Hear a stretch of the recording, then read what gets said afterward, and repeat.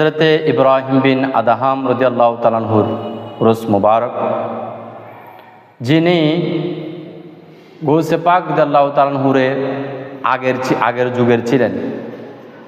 গৌসে পাকেরও আগের যিনি বলক শহরের একজন রাজা ছিলেন।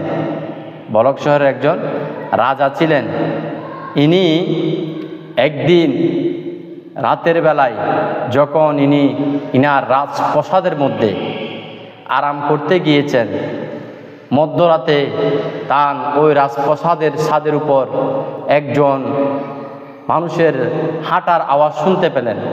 তখন ইনি বললেন, আমার ছাদের উপর এটা কে? তখন গায়ের থেকে আওয়াজ আসলো, আমি একজন আল্লাহর বান্দা, আমার একটা ঘোড়া হারিয়ে গিয়েছে, আমি সেটা তালাশ করতেছি। তখন ইব্রাহিম বিন আদহাম রাদিয়াল্লাহু তাআলা বলেন, আরে বেকুব, আহমক, আমার রাজপ্রাসাদের ছাদের উপর তুমি কিভাবে তোমার ঘোড়া তালাশ করতেছ? ঘোড়া তো জমিনের মধ্যে, ঘোড়া পাবে যে জঙ্গলের মধ্যে, রাজপ্রাসাদে কিভাবে পাবে? তখন ওইখান থেকে আওয়াজ দিয়ে বলেন, বাদশাহ সাহেব, যদি আমি আহমক হই, আমি যদি পাগল হই, তাহলে আপনিও আমার কাতারে এসে গেছেন। কেননা আমি ঘোড়া খুঁজতেছি আপনার রাজপ্রাসাদে, সেজন্য আমি পাগল, আমি আহমক। কিন্তু আপনি এত সুন্দর আরাম আয়েশের রাজপ্রাসাদের মধ্যে থেকে কিভাবে আপনি আল্লাহকে পাবেন? সুবহানাল্লাহ। তখন হযরত ইব্রাহিম বিন আদহাম রাদিয়াল্লাহু তাআলা আনহুর জবান আশ্চর্য হয়ে গেলেন। তখন হযরতে ইব্রাহিম বিন আদহাম রাদিয়াল্লাহু তাআলা আনহুর অন্তরের চক্ষু খুলে গেল। ওই ইব্রাহিম বিন আদহাম রাদিয়াল্লাহু তাআলা আনহু নিজের রাজপ্রাসাদকে লাথি মেরে ওই জঙ্গলের দিকে চলে যাচ্ছেন আল্লাহর ধ্যানে মগ্ন হওয়ার জন্য।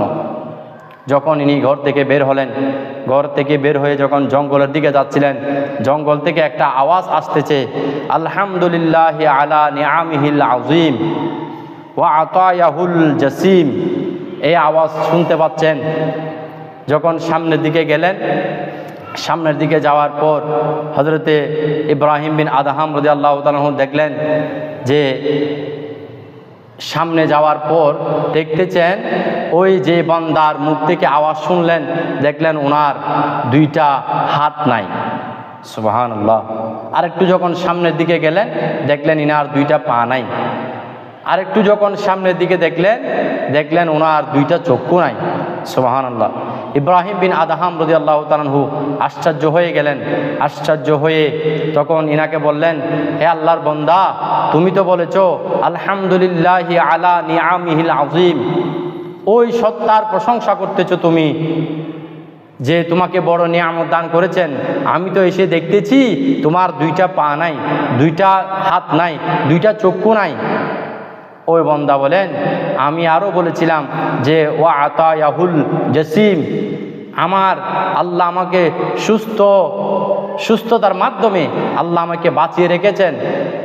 তখন ইব্রাহিম বিন আদহাম রাদিয়াল্লাহু তাআলা আনহুকে বলেন, আপনি কে? আমি তো আপনাকে দেখতেছি না, কিন্তু আমি বলতেছি এই জন্য যে আল্লাহ রাব্বুল আলামিন আমাকে এই জবান দিয়ে কথা বলার শক্তি দিয়েছেন। সুবহানাল্লাহ। এবং শক্তি দিয়ে আমাকে এই পর্যন্ত আল্লাহর জাল্লা শানুহু আমাকে বাঁচিয়ে রেখেছেন। সুবহান